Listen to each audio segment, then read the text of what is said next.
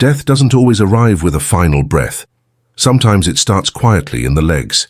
A subtle loss of strength, a missed step, a refusal to walk further than the living room. That's how it often begins, not with a bang, but with the slow fading of movement. And when movement disappears, life begins to shrink. The walls close in. The world becomes a chair, a bed, a window, and waiting. The truth that few people understand or want to face is this: when your legs begin to fail, your life, slowly, silently, begins to disappear.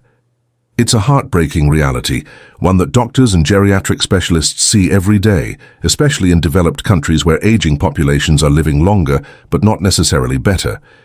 In hospitals across the United States, Canada, the UK, Australia, France, Germany, and Italy, nurses and caregivers often witness it firsthand. Vibrant minds trapped in failing bodies, the spark still alive in the eyes of someone who can no longer walk to their own bathroom without help. Walking is not just physical. It is biological poetry. It requires balance, coordination, heart strength, lung capacity, neurological communication, and muscular power. Your legs, particularly the large muscle groups in your thighs, calves, and hips, are the body's most vital system for movement, and they play an astonishing role in your overall health. When those muscles start to fade, the consequences ripple through every system in the body, from circulation to digestion, mental health to immunity. Many people underestimate how early the decline starts. Studies show that muscle mass and strength begin to deteriorate as early as the age of 30, and after age 50, the rate of muscle loss can reach 1% to 2% per year. That may not sound like much until you realize that by the time someone reaches 70, they may have lost 30% to 40% of their muscle strength if nothing is done to maintain it. The legs take the greatest hit. This condition is called sarcopenia, and while it is common, it is not inevitable. Research from the Harvard School of Public Health has demonstrated that leg strength in particular is a better predictor of future disability and mortality than even heart health or cognitive tests in older adults. That's right. Your legs can tell doctors more about your long-term health than your blood pressure, or even your memory. Why? Because your legs are your body's foundation. When they weaken, everything else follows. Blood flow slows, bones become brittle, falls increase, digestion becomes sluggish, depression creeps in, independence slips away, and sadly, so often, the downward spiral ends in premature death. Not because the heart gave up first, but because the legs did. Consider this. A 2021 study published in the journal Age and Aging found that low leg muscle strength was independently associated with a higher risk of all-cause mortality. Participants with weak legs were nearly twice as likely to die prematurely than those with normal leg strength, even when adjusted for age, sex, and medical history. But this isn't just about numbers and science. It's about people, real people. Take the story of Mr. Antonelli, a 76-year-old retired teacher from Italy. He was mentally sharp and full of life, still tutoring local children in Latin and literature. But a few years ago, he started declining invitations for walks. His daily outings to the market stopped. He told his daughter he was just tired. The truth? His legs had begun to fail him. Within 2 years, he was dependent on a walker, then a wheelchair. Eventually, complications from immobility, pressure sores, infections, and deep vein thrombosis led to his passing. His mind had more years left. His heart had more stories to tell. But his legs had surrendered first. There's also the case of Mary Jean from Ontario, Canada, an 82-year-old who refused to slow down.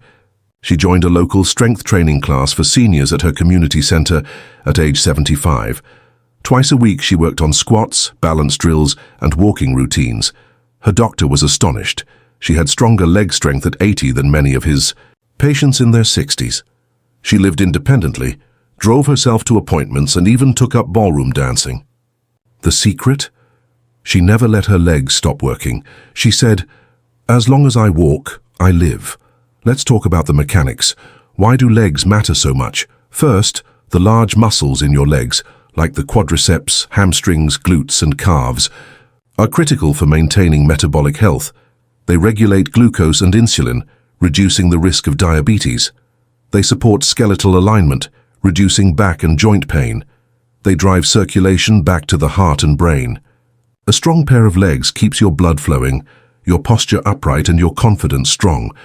Second, the act of walking itself is medicine. Numerous studies have shown that walking at least 30 minutes a day significantly reduces the risk of heart disease, stroke, osteoporosis, and certain cancers. In elderly adults, walking improves memory and even stimulates the production of neurotrophic factors in the brain, chemicals that protect against Alzheimer's and dementia. In France and Germany, elder care experts often describe walking as the most democratic form of exercise, requiring no equipment, no membership, just a willingness to move. But when people stop walking, everything begins to decline. Immobility leads to isolation. Isolation leads to depression. Depression leads to appetite loss. Appetite loss leads to muscle wasting. And the cycle continues.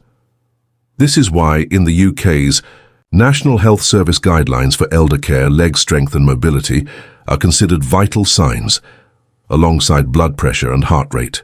Because when someone loses the ability to get up from a chair unassisted, they don't just lose movement, they lose autonomy, and that can crush the human spirit. In the United States, the CDC reports that falls are the leading cause of injury-related death among adults aged 65 and older. And what is the number one predictor of falls? Weak leg muscles. A single fall can lead to a hip fracture, which has a nearly 20% one-year mortality rate. One slip, one moment, and a life can be altered forever. So what can be done? The good news is, even after 60, 70, or 80 years of life, the body remains incredibly responsive to strength building. Clinical studies from Japan, Australia, and the Netherlands have all confirmed that even modest resistance training, simple bodyweight squats, chair stands, heel raises, can significantly increase leg strength in people well into their 80s and 90s. The key is consistency and safety. You don't need to become a bodybuilder to save your life. You just need to move with intention.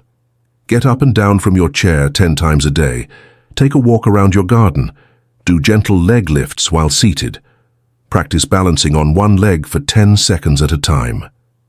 These simple motions, done regularly, can restore strength, stability, and vitality. Medical experts also suggest combining strength training with good nutrition, especially adequate protein, calcium, and vitamin D. These nutrients are essential for muscle repair and bone density. In countries like Italy and France, traditional diets rich in legumes, fish, leafy greens, and olive oil naturally support muscle health well into old age. But beyond the physical and nutritional components, there's an emotional dimension that cannot be ignored. When elderly people regain control of their legs, they regain control of their lives. They walk to the mailbox and feel proud. They stroll in the park and smile at a stranger. They get out of bed with purpose. They live.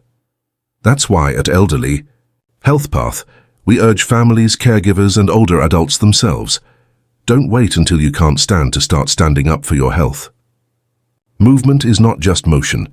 It's freedom, dignity, and life. If you've watched this far, please take a moment to subscribe to our channel.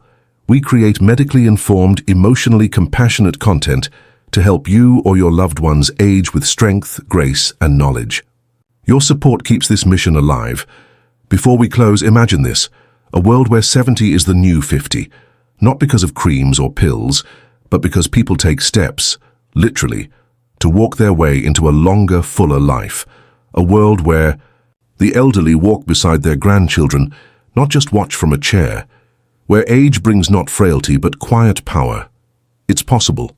It starts with your legs, and it starts today. It begins in silence, not with pain, not with injury, not with warning. One day you take the stairs a bit slower. A few months later, standing up from the couch requires a little extra push. Then you start avoiding long walks. Not because you're tired, but because something inside feels weaker, less steady. This is how sarcopenia starts. Quietly, gradually, and almost invisibly. It hides in your everyday routines until suddenly you notice that your legs aren't what they used to be. Sarcopenia, the medical term for age-related muscle loss, is one of the most underestimated threats to healthy aging. Unlike heart disease or diabetes, it doesn't come with a formal diagnosis right away.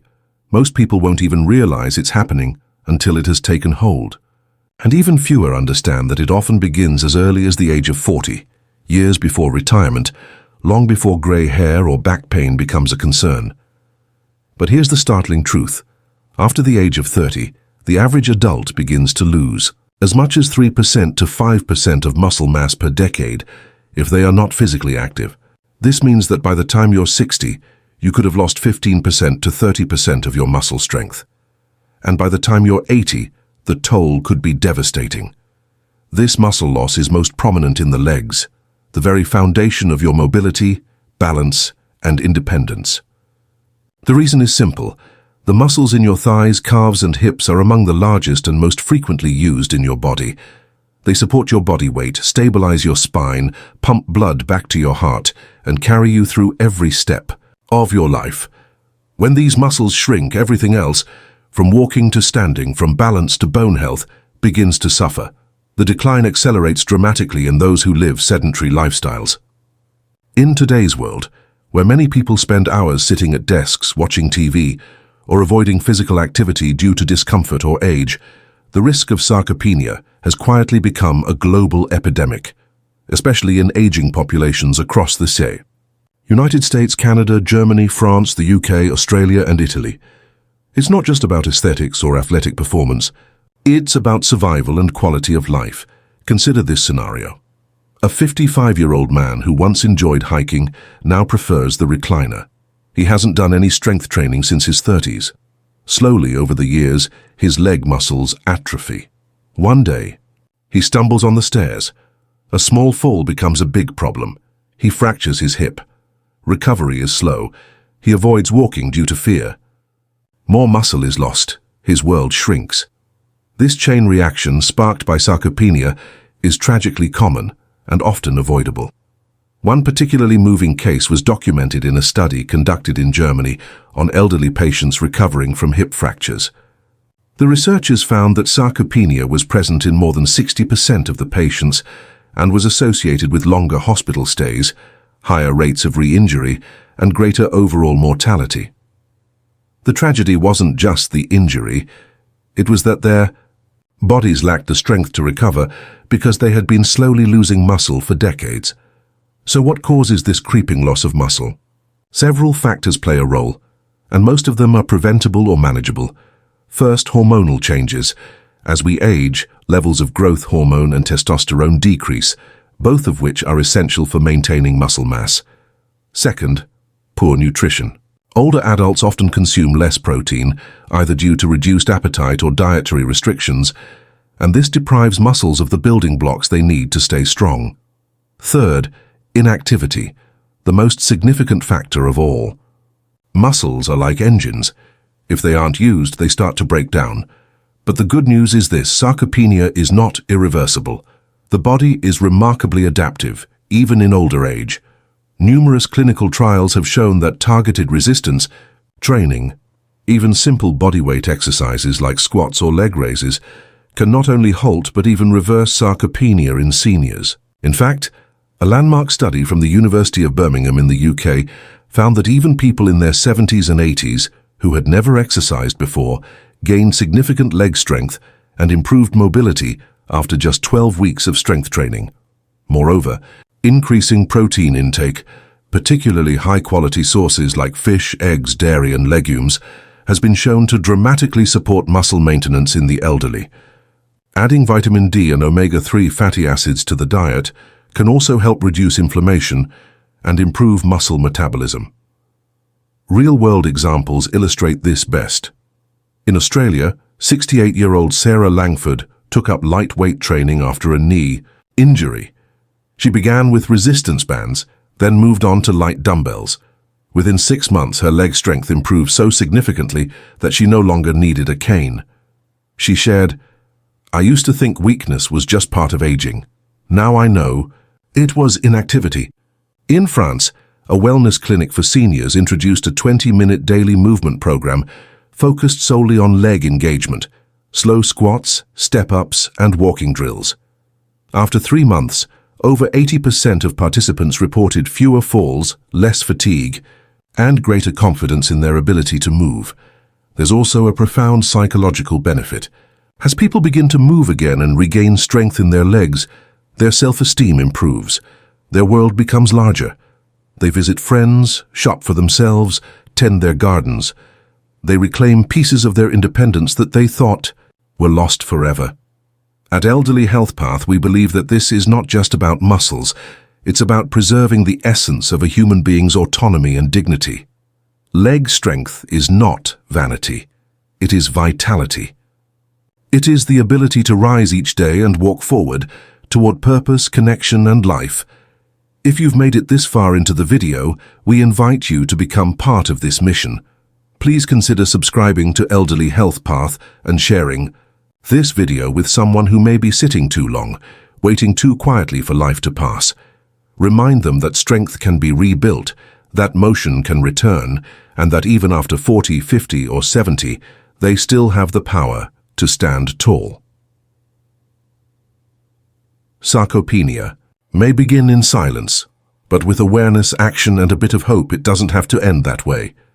The journey back to strength can start today, one small, determined step at a time.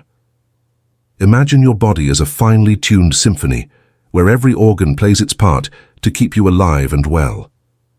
In this orchestra of life, your heart is the conductor, keeping time, ensuring the rhythm of blood flow continues unbroken. But few realize that the legs, yes, your legs, act like powerful percussionists, pushing and pumping to support the heart's efforts.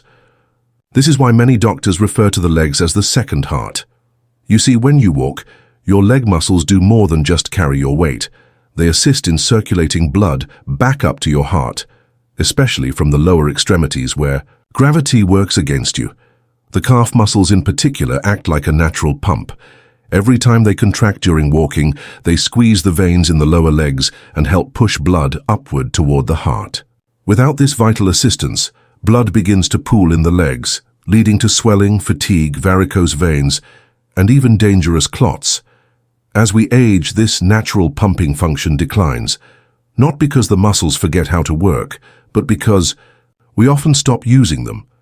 Prolonged sitting, lack of walking, or general inactivity weakens the calves and thighs. When the muscles in your legs no longer contract efficiently, the circulatory system has to work harder. Over time, this stress can lead to high blood pressure, increased risk of stroke, and even heart failure. In Europe, studies from cardiovascular research centers in France and Germany have shown that elderly individuals who walk daily for at least 20 minutes have significantly better blood pressure control and heart health than those who are sedentary. Their legs in motion become a built-in support system for their hearts. One compelling story comes from Canada, where a 74-year-old retired nurse named Doreen began experiencing cold feet and dizziness when standing. Tests revealed that her lower body circulation was poor. Her doctor didn't prescribe heavy medications. Instead, he encouraged her to begin a structured walking routine, starting with just 5 minutes twice a day. Within weeks, her symptoms improved dramatically. Her energy returned, all because her second heart had been reactivated. The message here is simple yet powerful. Your legs are more than just tools for mobility. They are guardians of your cardiovascular health. Keeping them strong and active is like giving your heart an ally in its lifelong job. Inactivity is not just stillness. It's a quiet compromise of your entire circulatory system. So don't wait for discomfort or disease. Start small. A few minutes of walking in the morning, a stroll after dinner. Every step you take is a heartbeat of its own. And if you found this insight helpful, please consider subscribing to Elderly Health Path. Our goal is to support you with medically sound, emotionally inspiring guidance for every step of your journey.